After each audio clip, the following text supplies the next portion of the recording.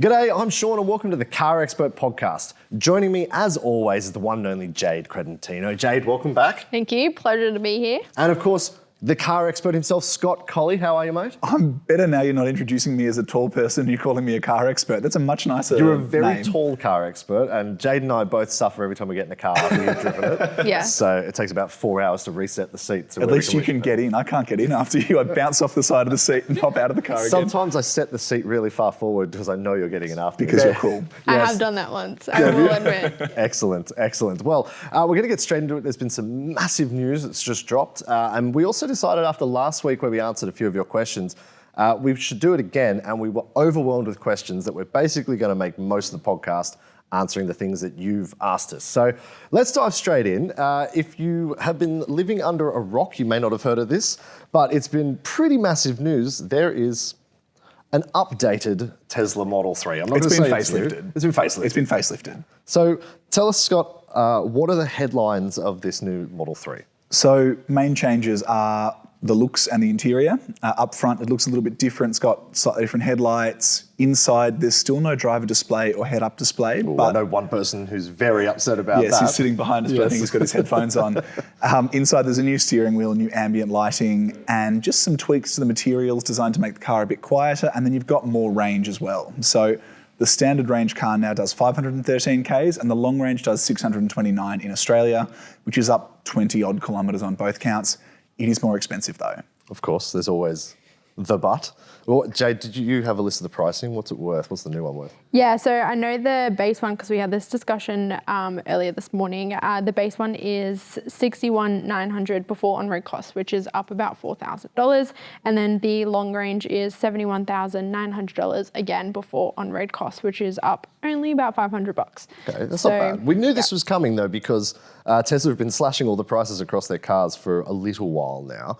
So new screen in the back, which is really cool. Yeah, 8 inches for the kids to fiddle with on the drive. They can reach it. If they can get there, Because it's yeah. mounted on the, where the AC vents would be, isn't it? Yeah, so it's screen, AC vents, and then USB ports. And you can control, I think you can control the media, which is a terrifying thought. I don't want people in the back being able to change the song. Is Baby Shark still a thing? Is that Yeah, I don't know. I don't have children, so thankfully that's not a problem for me. But yeah, beyond that, there's not all that many changes in the back, and some of these have been lifted from the Model S and the Model X. Okay, so it is, if you look at the car from the side, it looks fairly similar, but I think they've done a bit of work to the front end. Is that right, Jade? Yeah, so it's got, as Scott mentioned, new headlights, which I quite like. They're a lot more slimline, a lot more modern. The car originally came out, I was doing some research before, in 2017. So this is actually traditionally a longer, I guess, midlife update that a car would receive. So it's really nice to see that it has kind of come into the new age, or, you know, today's world. And the back has had also a little bit of a refresh as well. You can make similarities between the two cars, but I definitely think it's a lot more fresher. It's nice. I like it. Obviously, details are scarce. It's only just been announced. And it's Tesla we're dealing And with. it's Tesla, Yes. so we'll wait for a tweet from Elon. But at the moment, there's a standard range, a long range, any sort of performance model? Not yet, but there probably will be another one. The performance is obviously the fastest version, dual motor all-wheel drive. I don't know whether that's because Tesla is working on another update that's going to make it even faster. We know with the Model S, when it got a refresh, it also got plaid mode. Or whether they're just launching with the most sort of high volume models with the most similarities in how they're built, because production and focusing on efficiency has been a big Tesla thing recently. A question I do have about it, this caused a bit of a furore with a lot of people. Tesla went about removing parking sensors from Model 3s and Model Ys.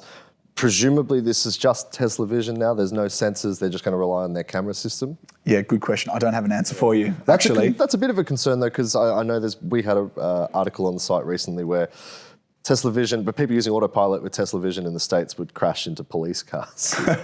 Yeah, look, autopilot has been, it's been a bit of a saga for Tesla. And when we say autopilot, there's different versions of it as well. Autopilot is what they call their adaptive cruise control. There's then enhanced autopilot, which will automatically park the car and do a little bit more. Then there's full self-driving, which is the system that theoretically can drive you to work with you sitting in the driver's seat with your hands off the wheel. So, Can Australia legally have that, or is that only in America? so the beta is out in different parts of the world. it sort of lives in a grey area. It's one of those ones where if the driver is monitoring it, legally it's allowed to exist in some places. But even then, it's still not an autonomous car because you have to have a driver, they have to be attentive. And based on the clips we've seen going around the web, we're a little off track here, it'd really worry me because up to a certain point, it kind of works really well. But when it doesn't work really well, you can't not be concentrating. You've got to be ready straight away to grab the wheel. Yeah. So around 62 grand to get in one. What do we think delays are going to be like for getting your hands on one when they do come out?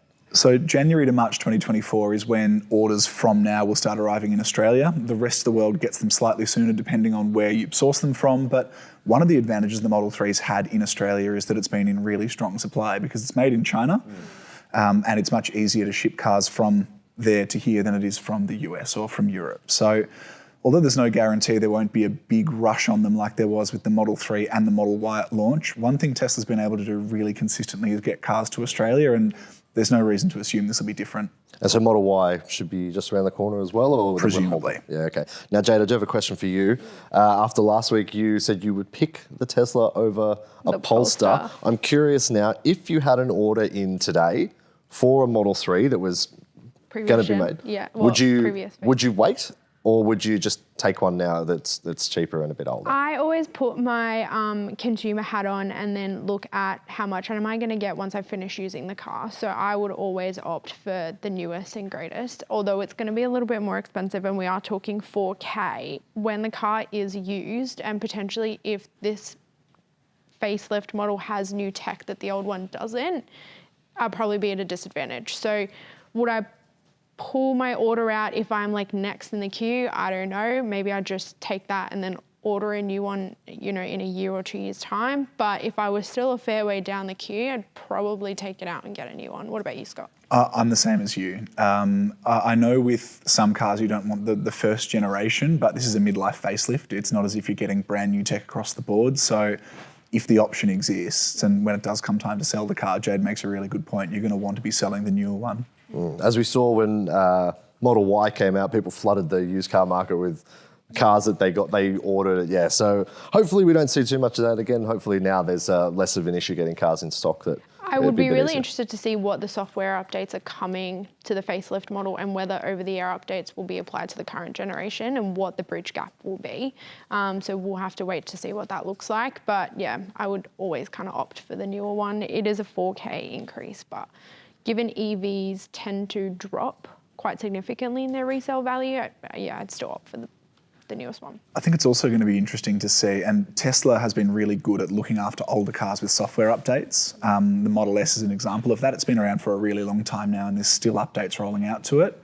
But like with your phone or your computer, after a certain point, there's hardware changes that mean that some of the new software stuff doesn't work. So it's going to be interesting down the track to see where Tesla stops supporting the first Model 3 with software updates, and when only the updated model actually starts getting that tech, in the same way it is with all these brands that are moving to over-the-air updates now.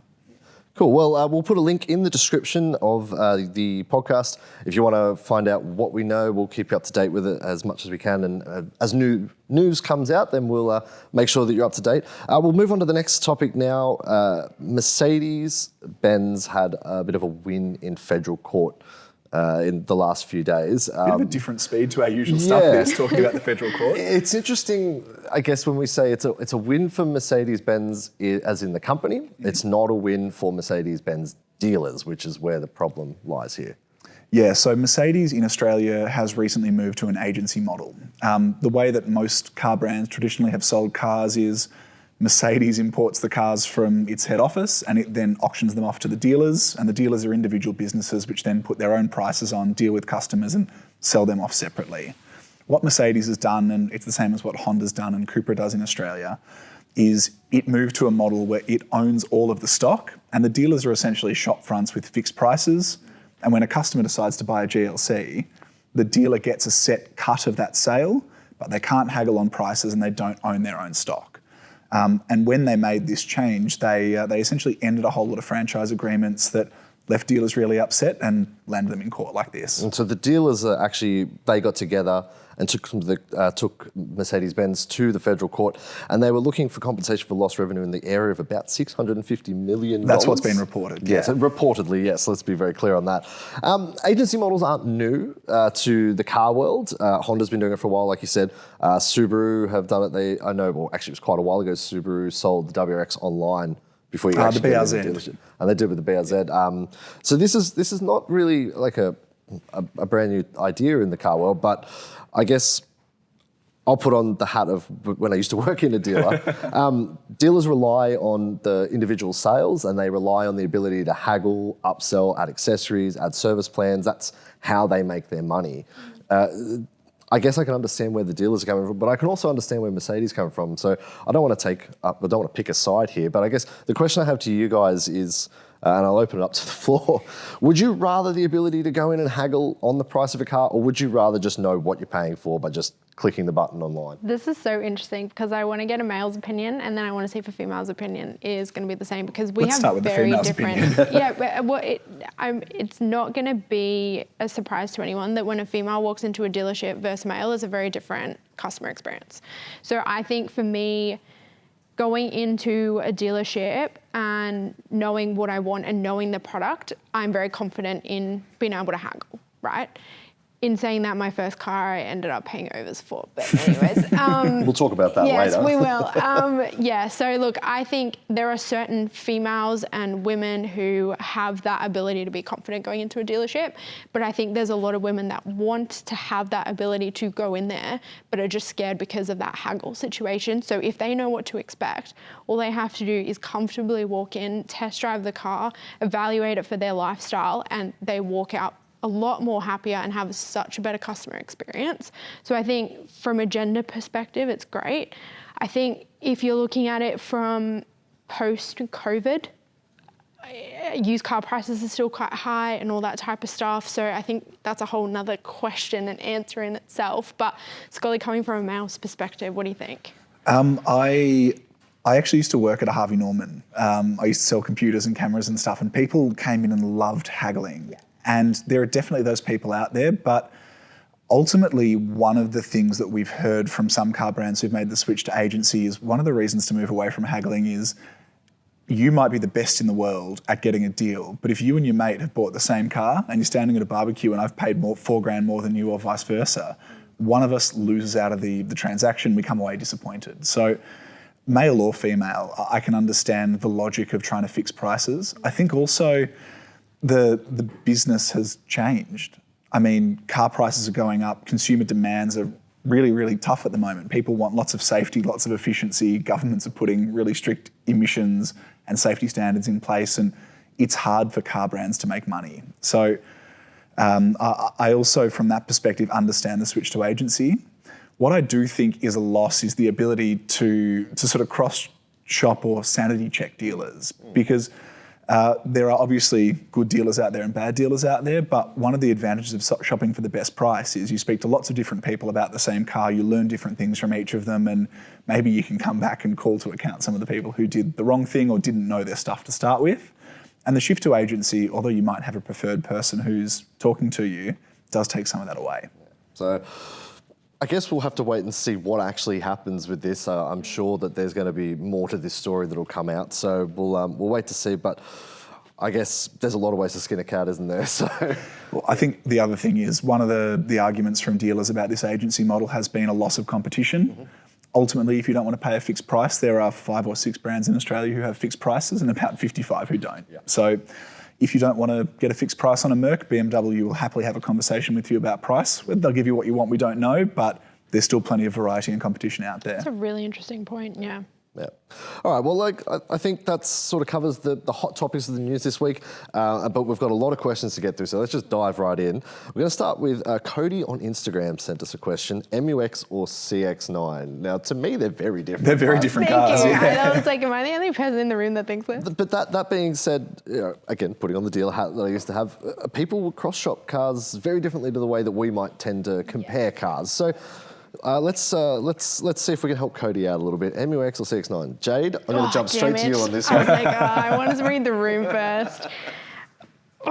see, the problem is I've test driven both and I love both, but for very, very different reasons. So if you were an adventurous family, wanted to go a little bit off-road, do a bit of camping, which one are you buying? Yeah, no question there, MUX. I've driven it heaps of times, did forward driving, did Isuzu iVenture in it, loved it.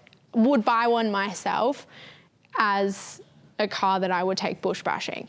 Would I take a CX-9 bush bashing? No. But how many Australians with a family do that quite often? Not a lot. So I think with Cody, my follow-up, if plug there. Yeah, if slide into the DMs, we need some more context. I think if we were looking straight blind off the bat, MUX is cheaper.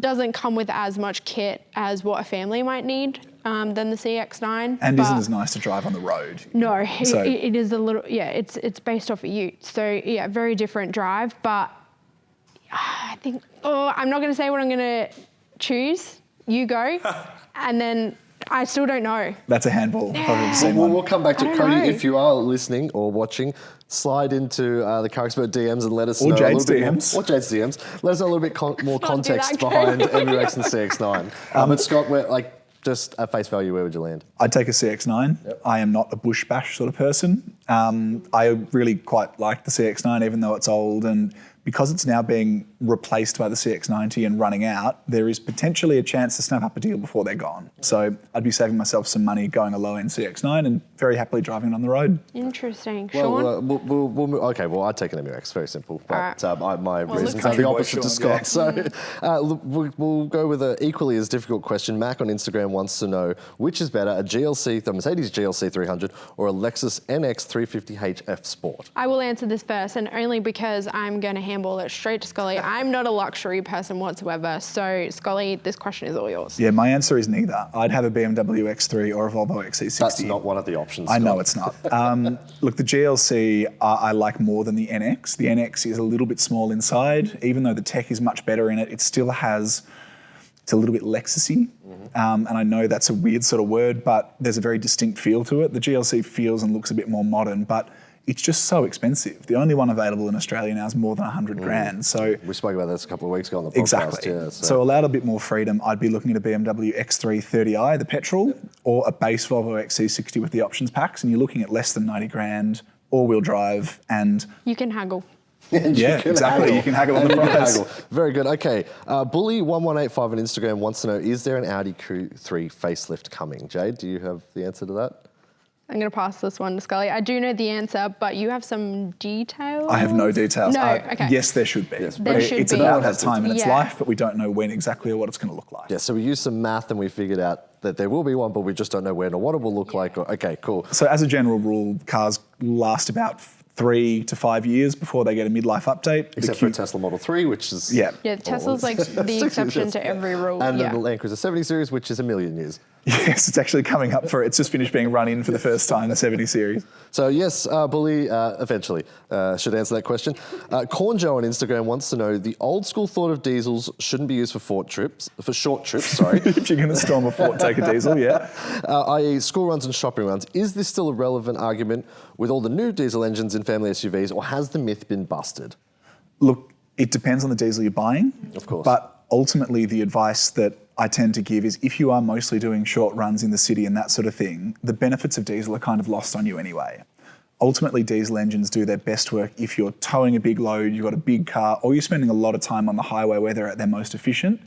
If you are mostly in town, a petrol engine is going to be nicer to drive, but you do negate the risk of problems with the DPF and that sort of thing. Ultimately, there are plenty of people out there who drive their diesel cars to and from school with the occasional highway run and they're fine, but that car is not at its best in that environment. Okay, there you go. Hopefully that answers your question. Jerry Can on Instagram wants to know, with the rise in car thefts, will cars soon standardise PIN code immobiliser or similar systems, especially due to keyless entry/start systems being easily hacked? This comes from a dark corner of Reddit, I presume. I've just kind of pictured, you know how you can get the electronic PIN codes on your front door? Oh, like when you go to Airbnb? Grabbing that and then just plastering it on a car. Yeah, no, I don't think so. I think there is definitely in America a really big push on to improve this technology, Well, they but used to that's have the because pin codes it's on not. the doors, right? Yeah, Ford still does that. Yeah, it's not standardized in America to have, I mean, now I think it is, to have an immobilizer on the car. They had the Kia boys earlier this year that kind of, started a viral trend with stealing car thefts. I think... Watch a video up here if you want to know more about that Paul covered for us. Yeah, that was scary. Yes. Yeah, that was crazy. I don't know to what level of security it's going to go to, but I definitely think, especially luxury car brands having app capabilities and things like that, I think it is something that they're looking at, and it'd be really interesting to see exactly what technology emerges from there. I think that makes a lot of sense with the phone apps that you can now have with most cars. You can use Face ID. It's a fairly safe thing. Look, I think one of the things that Jerry Can has mentioned here, it feels really strange saying this is someone's name. I don't know what your name actually is, Jerry Can. I'm assuming it's Jerry, but I could be wrong. Can Jerry? Jerry Can. One of the worries with the keyless entry and start systems is essentially if you've got the right bit of tech. If my car's parked on the street and my key is in the house, you can magnify the key signal to make the car think that the key is next to it or in it and start the car and drive away. But car brands are pretty awake to this stuff, and already we're seeing app connectivity, car brands changing bands and that sort of thing to try to make it harder to do. So, yeah, I don't think the immobilizer or a key code is the solution. I think there's also a lot more GPS tech on cars now that there weren't a long time ago. So I think if your car does get stolen, there's a pretty good chance you're going to know where it ends up, to what extent of damage and the final product, and nobody knows. I do know that I do see on my Twitter an increasing amount of car thefts here in Melbourne. Maybe I'm paying more attention, but it seems like every week there's a car theft. They usually target older cars, so I'm keen to see whether the new technology is just too much effort for thieves these days. But yeah, I'd love to see a report. There you go. Okay, well, hopefully Jerry can. We answered that question for you. Mo on Instagram has given us a very tough question. I know the guys had a lot of trouble trying to figure this one out. What is the best family car for 3 kids under the age of 6 that it's less than $35,000? Yeah, Scott? this is a tough question. I've written down Mahindra XUV 700. But that's not, It's not actually less than 35 is it? grand, but it is Australia's cheapest new 7-seat car. Look, if you're a small person and your family's quite small, you can get into a Kia Seltos or a new Hyundai Kona for under or around 35 grand, and they're not going to fit 3 car seats across in the back. They're not going to be nearly as comfortable as a bigger car, but they could work as a family car. Alternatively, you could look at the used market and try to find yourself an old X-Trail or Outlander, or an older, again, bigger car like a Pajero Sport or something like that. I mean, potentially you could even find like a used Kia that's less than 7 years old and still has a bit of warranty. So yeah, I mean, the current Sportage starts at just over 40 grand. So if you can find one that's a couple of years old, and used car prices are kind of coming back to earth slowly, that still has 3 or 4 years of warranty, you're in good shape. What about you, Jade? Nah, that was going to be my vote. I think 3 kids under 6, when I nannied, that was my hardest thing, because I nannied 3 kids under 4. So I was always trying to find compatible car seats with my car and trying to figure out how do I fit a double What were you pram. using as a car when you... A Holden Cruise, which... There you go. Yeah, That's in peace. Similar size to what's Look, I the think Seltos, I suppose, inside. The Kona and the Seltos, I think you can definitely fit 3 car seats along the back. You are definitely going to have to get compact car seats and no baby capsules. You have to definitely put your kids in 0 to 4 baby seats. But if you've already done that, the only thing that I would be a little bit hesitant about going with the Seltos and the Kona would be boot space. If you're going to be putting a double pram in there, plus your groceries, plus the kids' preschool bags, it is going to get really crowded really quickly. So. Well, Mo, let us know if you do end up getting a car that fits 3 kids under 6 for less than $35,000. Write to us and let us know what you end up doing. Mo, how do you have time to be messaging us if you have 3 kids under 6? That's what I want to know. Sunday Drivers _AU on Instagram said, what car is for sale overseas but not in Australia that you would like to see come down under? You're the host, but you should start this because you love American stuff. I feel like that's where where we're going. I do. You can buy them, but they're sort of like, it's a bit questionable. I'd love to see something like the Challenger, Hellcat Demon, yes. F-150 Raptor, the Shelby, Mustang Shelbys. So those sort of muscle cars, I think that'd be really cool to see. I'm going America too, the Lucid Air. Oh, I am nice. so keen to try this thing, and I think the only way I'm going to do it is if I get a plane lucid dream, ticket maybe. to America, which is sad, but they, I think, have just expanded outside of America, or they have plans to do so. So Yeah, I they're think, in the UK now, I think. which is exciting because that's left-hand drive. Right-hand drive, yes. Right-hand drive. But I always get confused with the same as us. We drive on them, Yes. yeah. Yes, that one. I go Lucid Air. I'm very excited. Hopefully, eventually, they'll come to Australia. I'm going also for America, actually. Acura Integra Type S. Ooh, I love the nice. Honda Civic Type R, but they're very hard to get. The Acura is a sort of coupe four-door liftback version, slightly more comfortable, apparently. I think it looks fantastic, and if it means that more people can get behind the wheel of a Civic, it means I'm more likely to be able to buy one used cheap soon. Right, so Acura, for those who don't know, or Acura, depending on where you're from, Yeah. is essentially... It's Honda's Lexus. Honda's Lexus, yes, in America. So, but they do release cars like the NSX and the Civic and stuff like that will tend to come out only in Acura trim as opposed to Honda trim. Yeah, depending on what the model is over there, they get some models that are Hondas here that are Acuras over there. Yes, so just to be clear on that, hopefully that clears that up. Ben Ronald on IG says, if you have $40,000 to $45,000... Who calls it IG? That's what I wrote down here. So I got so stuck on trying to read his name. IG. If you had $40,000 to $45,000 to spend on a new SUV that didn't have a massive wait list, what would it be and why? Jade? Throw it straight to you. Tucson, I had to actually do my research because I wasn't love quite that sure. you're saying that like it's not a pre. Hey, I had to look this up. I don't know the full. No, You're not meant to know off the top of your head. 40 That's to okay. 40, I was literally scratching my head. 40 to 45 grand for a new SUV that was something that I would want to stay in for the next 5 to 7 years. It's available now is the hard part. Exactly. I went with Tucson. If you get a base model, they're probably going to be around somewhere. Dealers more than likely will have them as demos as well. You can haggle on those ones. 3 car seats fit in the back, pretty large boot space, and very similar to Sportage, which if you really wanted to get in a Sportage but don't want to wait, Tucson's your answer. Scott? I've gone smaller. Mazda CX-30 with the 2.5 litre engine. It has far less space in the back and the boot, but I really enjoyed driving it. And 40 to 45 grand buys you a really nice one that feels like a mini luxury car almost. Joseph's Photography _1 on IG asks, thoughts on the new Kona and when will we see a Kona EV? Who wants to take this one? So Kona EV has already been revealed. Looks a lot like the normal Kona, but more electric. It's got less grille, more sort of greeny bits on it. It'll be in Australia later this year, early next year. Thoughts on the new Kona? It is much bigger and much more comfortable inside, which it needed to be. The original Kona was one of the first in that class and it was very small. Enjoyed driving it. I think the 1.6 litre engine is much better with the new transmission.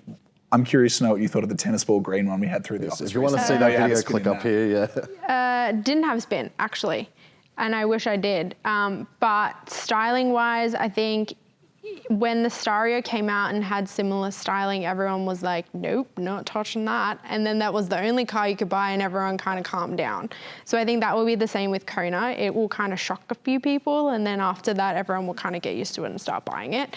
I think it's a very good value proposition for what it is. They've increased the size. The kit that it comes with has also been updated. So I think it's great. I'd be interested to see the EV when it does come out, what the fuel consumption and range is going to be like on the EV and then the fuel consumption on the hybrid. I'm not 100% sure on that. But yeah, I'm excited. I think the Kona's really kind of a cool car because it's an SUV without being an SUV. It's more like a station wagon. It's got a bit of extra space, a bit of extra lift. Like a hatchback, sure? Kind of like a hatchback, yeah. That's a good idea, isn't it? So I have seen a new Kona in red with the N-line package. It looks really cool. It looks like an AMG A45, the first gen one almost, with the sort of spoiler on the back. Yeah, so no, they're doing a good thing. So I'm very excited to see the EV when it comes out as well. All right, so Judith, or Jude T95 on Instagram says, is Australia doing enough in regards to emissions of new cars compared to other nations? This wasn't meant to be a comedy question, Sean. Anthony Albanese, if you are listening, do more. But Scott, go on.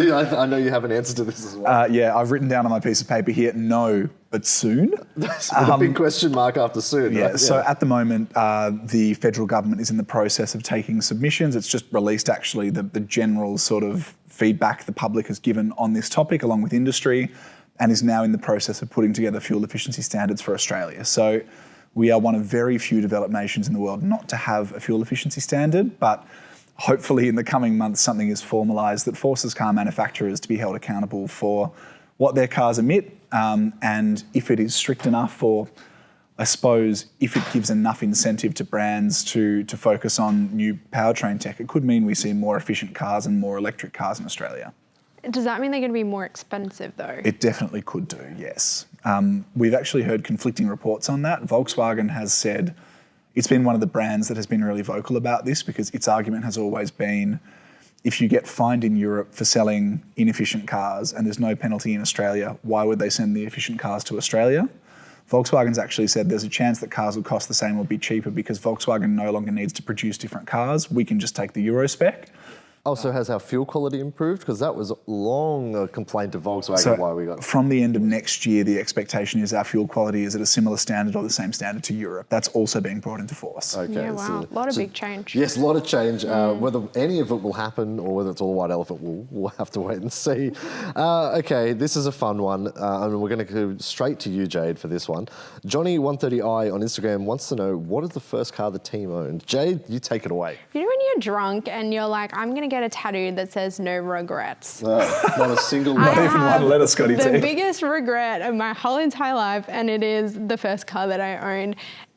I think I was under the hype of like, oh my God, this is my first car, and I bought it brand new. So I obviously understand that I had a privilege in doing that. I paid for it all by myself, but it was a Holden Cruise and it was a demo. I'm so sorry. I'm totally understanding where your regret comes from. Yeah, look, that wasn't even the extent. Was it a diesel? No, petrol. Oh, that's better at least. It was, I don't even remember what variant it was. It was that traumatic. I just shot it off in my brain. How long did you have it for? I had it for about a year. Within that year, it had 2 recalls from Holden, and then on top of that, the engine needed to be replaced. Oh my God. That sounds And about then at a separate incident, the coolant pipe broke and leaked coolant everywhere. So again, everything needed to be taken out of the engine bay, cleaned, and then put back in.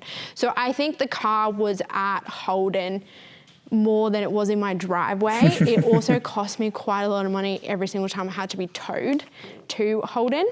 Thankfully, I got that money back, but obviously outlaying that money, we thankfully lived about 5 Ks from the Holden dealership. If it was any It wasn't further, an hourly fee that was going to blow up from miles away. Oh, Yeah. it was crazy. I think my dad, I was in South America visiting family, and my dad texts me one day, he goes, just transferring you $18,000. And I was like, that's a bit random. What Thank for? you very much. Yeah. I was like, love to get why? that text. Tell me more. He goes, I sold your car, sorry. And then I called him, didn't answer. So came back, no car, but I think that was probably the best thing for me Yeah, at that the could have time. happened. Yeah. Top contender for the car that killed Holden, I think. Yeah, it was not great. All right, Scott, what about you? Not a Holden Cruise, thank God. I had a 2007 Subaru Liberty Wagon. Got it in 2013, which is when I turned 18. How big was the cannon on the back? Tell me when to stop. No, other direction. Oh, completely stopped. pea shooter. It was a Okay. 2.5 litre manual base model, so it had a button for the auxiliary plug inside for your iPod, but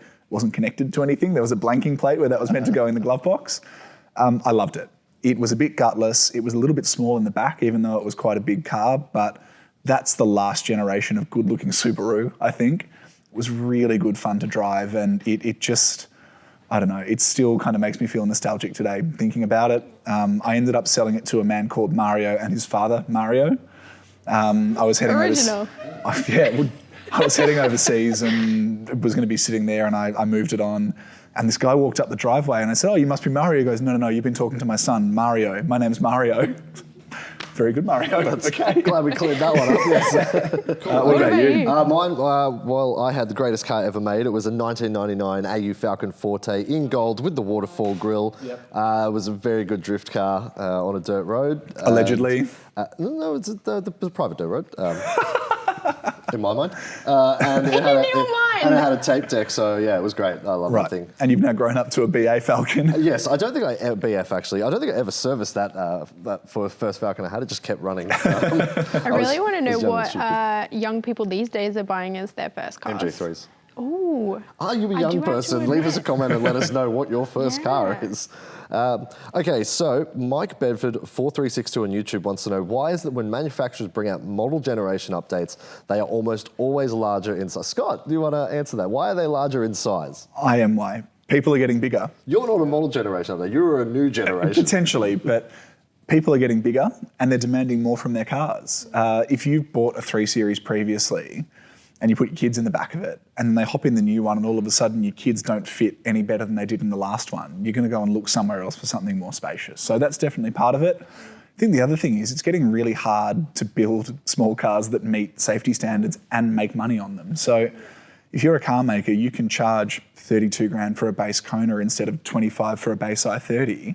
And yes, the car is physically bigger, but it uses a lot of the same bits, and you can make more money from it. So that's kind of part of it as well. Look, I think when I look at the cars that are currently top selling in Australia, they're all big. Yeah. It doesn't make Utes, sense. right? Yeah, well, yeah, Utes, massive, 7-seat SUVs, those kind of cars is what people gravitate towards naturally. I think when you look at a smaller car, it's good for a run around, it's good for a very short amount of time. It's not a sustainable car for a lot of people that go through a lot of stages in their life. So I think that that's why manufacturers probably look at that and they're like, customers are going to look at a Kia Picanto. It's very unlikely that someone is going to keep that car for the same amount of time that they would if they had a growing family and, things like that. So that. Although, I think it's kind of rubbish that you do need a massive car when you have a family. Yes, you definitely do need space, but for huge parts of Europe, for example, the ideal family car is a Volkswagen Golf. So it can be done. When you have your first kid, you don't need 7 seats. No, when exactly. When your kid is an infant, you don't need a Carnival. Right, the 3 of us say with no children. Yeah, I've spoken to people that have children. And I'm familiar with the concept. Most of them feel the same way. Yeah, that sums that up. Okay, cool. We'll move on. We're nearly at the end of this. So Milt Brady on YouTube wants to know, do you think people should get a special license to tow a caravan? I'll take this one. Why have you started twitching, Sean? Yes, they should. That is the end of that. Why, Sean? Why should everybody? Okay. To put some logic behind it, it's very simple. If you want to ride a motorbike, drive a truck, I'm just going to drive move a bus, that in case you get really angry and throw it. If you want to operate anything that's not a standard motor vehicle, you have to get a license. But then you can slap a 3.5-ton caravan on the back of a car and just go towing. And the dynamics of the car, the physics of the vehicle, it all changes. So ask any truck driver, and there is a lot of them out there who have to go and get a specific license to move from one type of truck to another type of truck. There's a very good reason why they have to do that, and I think that rule should definitely apply to people. The first 2 questions on that test should be, are you familiar with the concept of hotels? And then, have you heard of tents? Yes. We're very different people. Like, I'm like, yeah, give me a 4-wheel drive, a caravan, like a proper caravan where I can go 4-wheel driving with my caravan. And yeah, I don't even know what a hotel is. But back to the question, I don't know if a special license is required. I do think training should be required. No, I think a special license is definitely important, because otherwise, why do you need one for a motorbike? I think the special license should be a license that you clip onto your normal license when you're driving a caravan. Oh my God, yes. And when the police come and pull you over, Yeah. you have to give them the whole thing with the thing hanging off the back by a tow ball. But that's just me. Yeah, no, I think it's definitely should be a consideration on your license. So, okay, we'll move on before I get too angry about that. Abduro on YouTube wants to know, can you import a left-hand drive car and use it permanently and legally in Australia? Who wants to take that one? Yes, but you shouldn't. Yeah, okay, is the answer. And Paul has some good reasons as to why, which will be linked up in. We'll put a link to that video. There. It can be done with old cars, but getting the car over is quite a tricky process in a number of cases. And then when it's here, to get the permission to drive the left-hand drive car, it needs to meet a whole lot of criteria that mean maybe it's not the car you want to be daily driving anyway. Basically, I think the short answer is look for one that's already here. Save yourself a lot of the hard work and pain. Okay, we're going to wrap this up, but there is one new thing I wanted to introduce to the podcast, and it's our picks of the week. So basically, it's something we've seen this week that we just wanted to throw out there that maybe you might like to go and look at yourself. So Scott, I'm going to go straight to you. Yep. What have you got? I have got a video from Collecting Cars. Chris Harris driving the Tut Hill Porsche 911K. This thing has been developed by Richard Tuthill and the specialists at Tuthill who make racing Porsches. It has got an engine in it that revs to 11,000 RPM. Which is where the K comes from. The Exactly, 911, yes. yeah. The video is really good fun because it's just people throwing around a ridiculous Porsche, but also as someone who loves 911s, it's kind of a bit of a holy grail car. It's possibly more dangerous than the one you can see on the wall. Yeah, exactly. Sounds incredible. Go and watch it. Yeah. Jade, what have you got? What's your pick of the week? Okay, so my pick of the week is something that has recircled around to today. A tradie in Perth was apparently quoted $15,000 to remove some trees on his property. He decided that that was not something he wanted to do. He strapped some straps onto the trunk of the tree, strapped it onto his ute and just yanked it. The video is great. Definitely do not recommend doing that at home. He obviously had a little bit of previous experience. To straighten the chassis rails on the Ford Ranger, and it was quite an old car. It looked like it was a mid-2000s Ranger, I think. Yeah. But it was cool. I was like, wouldn't try that, but fair play. Save me 15 grand. Maybe we can ask Paul to borrow his Humvee and try it out. It would be fun. What about you, Sean? All right, so my pick this week, the trailer for the Michael Mann movie Ferrari dropped. Stars Adam Driver, the story of Enzo Ferrari. Whatever, you go and watch it, make your own decision on the Wasn't trailer. Adam Driver also in a Lamborghini movie recently? Surely that's going to be a conflict of interest. It must be. But what I'm curious is what would you guys pick if you were to make a movie about making of a car, and biopics about the making of things are very popular right now. What would you pick? Jade, have you got one? What would you like to see a movie made Really about? put me on the spot here. We'll come back. We can come back if you like. Ooh. Yeah, come back. Okay, Scott, what would you pick? I am intrigued by history. I want to know how the Beetle got made. And I realise that turns into a World War documentary, but it would be really, really interesting. Yeah, absolutely. Car of the people. Jade, you got one yet? I was going to say the Leaf. It was one of the first electric cars, and I think going through the concept, because it was obviously something really new at the time, and it didn't really catch on straight away. Because it was terrible. Mostly.